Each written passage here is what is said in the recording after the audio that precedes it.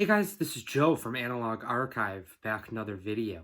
Video today is going to be finds from a recent record fair, along with some finds that I've come across in the last few weeks, especially some things just from Record Store Day a few days ago. So the record fair was called Vinyl Con, and it was in Philadelphia. I was first aware of, or I was first made aware of the record fair through Arnaldo, Fidelios_frequency is the name of his channel here on YouTube.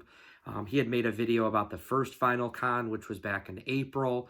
And just based on his video, it seemed like it was a really good opportunity, similar to WFMU in terms of just kind of the quality of dealers and records that they brought, that this would be a fair worth trying to go to. And I saw that there was one that was on November 23rd and 24th, so just a little over a week ago.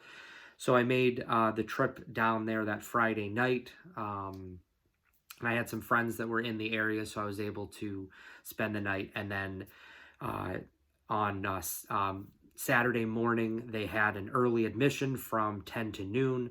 So I had bought the ticket for that. And so it was a really incredible show. I'm going to put some footage in right here.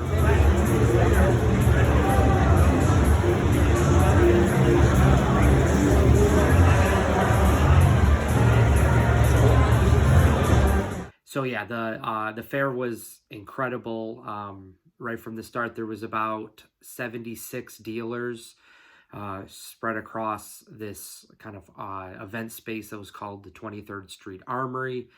And it was not a huge fair. It was probably about half the size of WFMU in New York that I had gone to at the beginning of the month. But it was still a pretty sizable fair.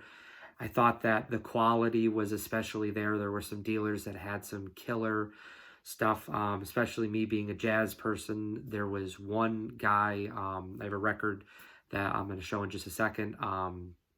His name was Jordan, and he had probably maybe 12 to 15 bins of, or 12 to 15 crates of records, and about half of them were either Blue Note or Prestige. And it seemed just from flipping through that there's a good chance that if you were looking for early or original pressings of Blue Notes in really nice condition, that you were going to find it at this guy's booth.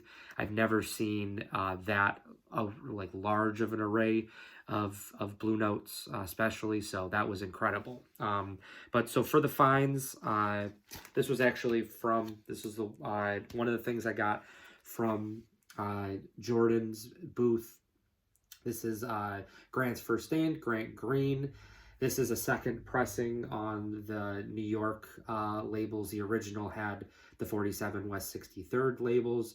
It's been a while since I've shown any Blue Notes or even more kind of straight ahead like hard bop type jazz, but this was one of the few Blue Notes that I was still looking for especially for the last few years. But if you know, if you followed my channel for a period of time, especially since the beginning, Grant Green was the jazz artist that got me into jazz, and so very happy to have found this. Really nice condition to it as well. So, and it was a really nice price too. That was the one thing that was nice about his booth, was he had rare stuff, and it was a nice condition, but the prices were pretty reasonable for what you were getting. So nothing was real astronomical, at least in my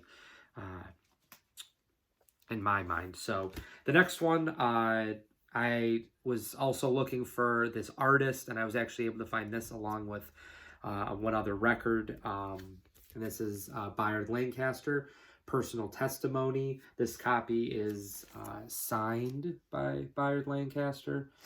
But I was able to trade with a dealer there, so I actually didn't actually have to pay. It was just kind of a one-to-one trade for this, which was nice. But yeah, this was one of the ones that I was hoping to find at the fair.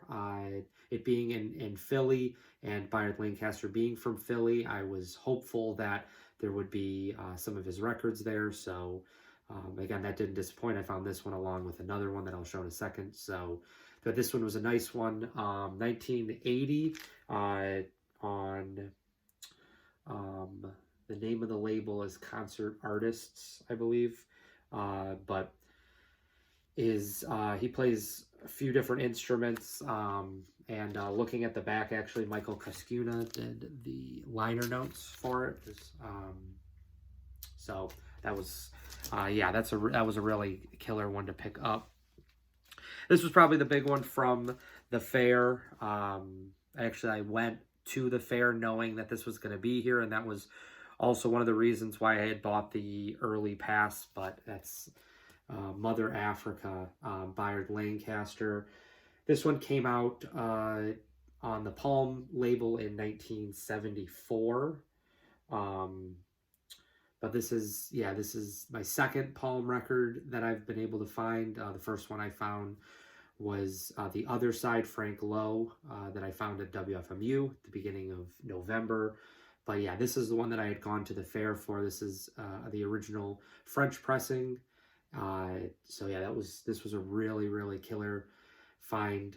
Again, going to the fair, this would have just been worth it for me. So that was a nice one. Also did a lot of selling on Instagram beforehand, so that helped to finance that because that was a pricey one. And then this one was actually the other one that I found from Jordan's booth towards the end of the show. I was at that point, I had kind of was getting low on funds. I still had a few records to trade and was able to work out a deal with him for the Grant Green along with this one. This is called Toki, Haidfumi Toki Quartet. This is on the Three Blind Mice record label out of Japan. This is from so it was recorded in 1975, probably came out later that year, if not 1976. I think it was, yeah, early 76, if I remember correctly. But yeah, I was just really excited to see this one. This one was on my radar.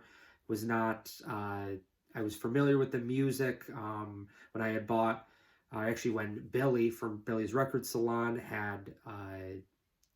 he had gifted me a copy of another Haidfumi Toki record. It was a much cheaper one over the summer when I went to Brooklyn. When I visited his shop, that was one of the things, that was the one thing that he gifted me. Haidfumi Toki is in between like post-bop, modal, and then moves a little bit more into the kind of free space a bit with his playing. He's on alto and soprano sax. Kazumi Watanabe is on guitar. Naibiyoshi Ino is on bass, and Steve Jackson is on the drums. But yeah, this one was on my radar. Also another pricey one, but again, bringing some trades. Can't really say that enough, especially towards the end of the day on that Friday, or on that Saturday, even though that was the first day of the show. I was able to make some deals. I brought some things that I felt like people normally didn't see, but it would also, I could use as a way to be able to get what I want if they were more pricey items. So overall impression of VinylCon in Philadelphia was incredible. It's going to be happening twice a year. Again, it started in April, and then there was this one just a week or so ago. The next one is going to be in the early May. And I can't recommend that enough if you're in the Northeast or if you're willing to drive to Philly. It was a really, really killer show. And yeah, I can't say enough, especially if you like jazz, but it seemed to have something for everybody. There was a lot of hip hop, funk, rock, jazz, really a lot of different types of sellers like you usually would see at a fair, but the stuff was definitely higher quality. So it was a really incredible show. So that was VinylCon.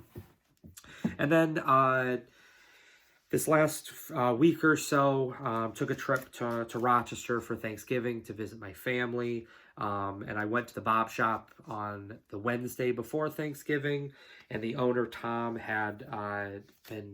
was actually playing this. This is Blue Notes for Mangizi. This is on the Ogun record label out of the UK. I know Rob the Waxed has a copy of this. He got this a few months ago, but this is one that's been on my radar.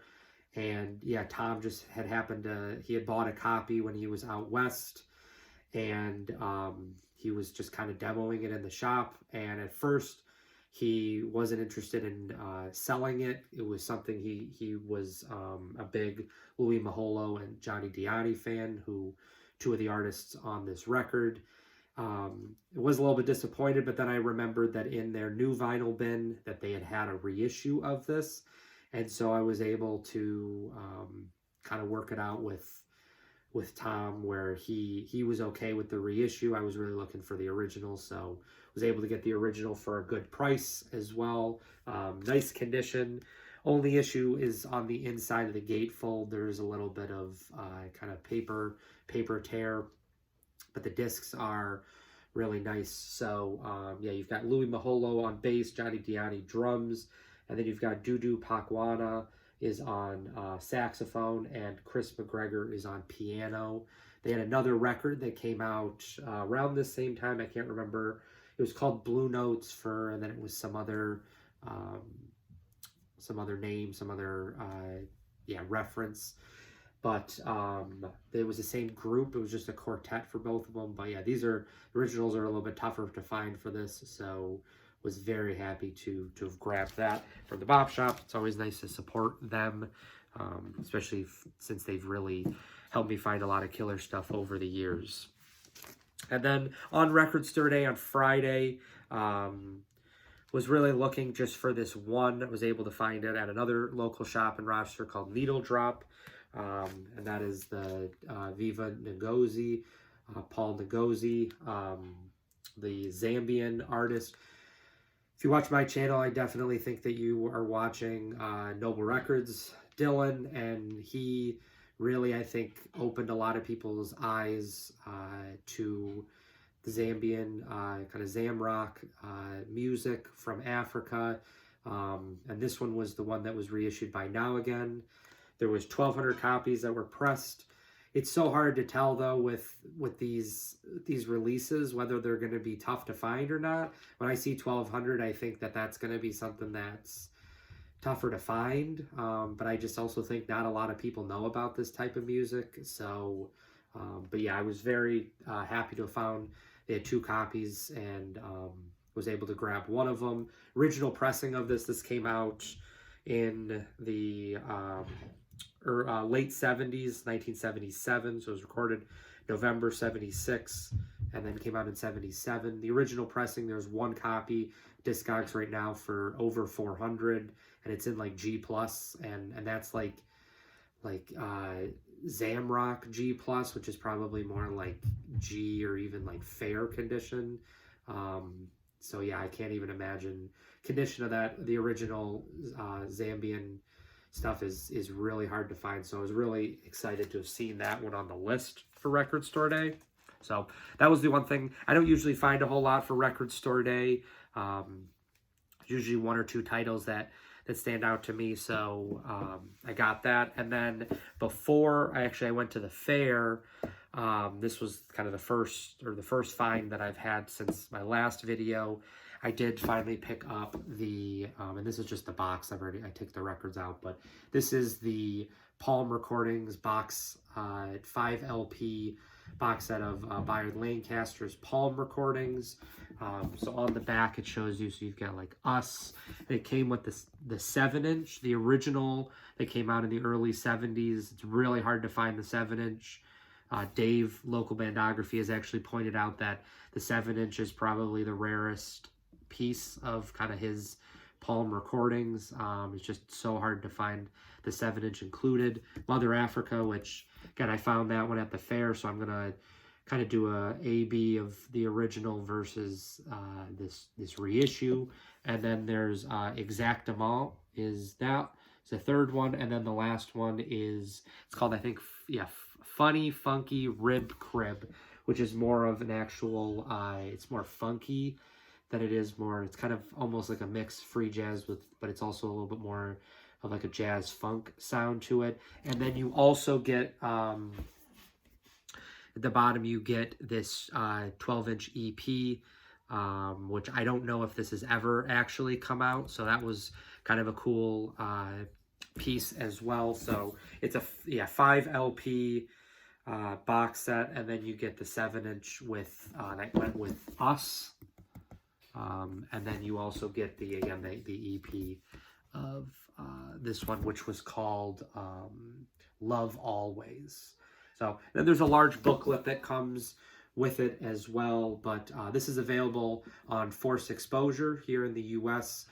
The original, or the label that put it out, was called Souffle Continu from France.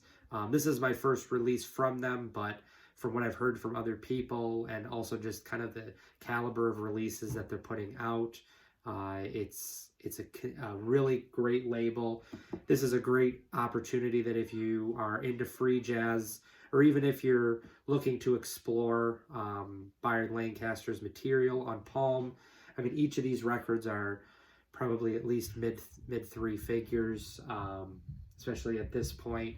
And the box set is, if there's still the sale right now, which I think is still going on the Forced Exposure website, it was like $130 plus tax and shipping, but still, that's, I mean, a fraction of the price that you would pay. And I think there's 800 of these, if I remember correctly, 700 or 800 of these that were put out. They're not numbered, but I'm assuming at some point they will sell out. Again, just like the record store day, you never really know if the limited quantity is stuff that's just not gonna sell quick, or if it's gonna disappear pretty quickly. So definitely wanted to get my hands on that. I know, again, Rob the Waxed, he had a copy. He got a copy of that as well in the last week or so. So those are the finds from really the month of November since WFMU. Really, really great stuff found this month.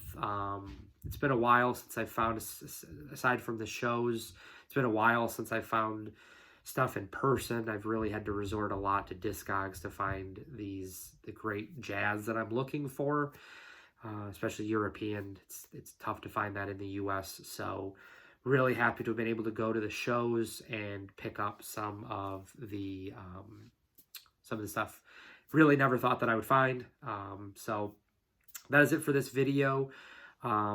Thank you as always for the support. Please think about liking and subscribing if you have not already. And I'll be back for the next video. Bye.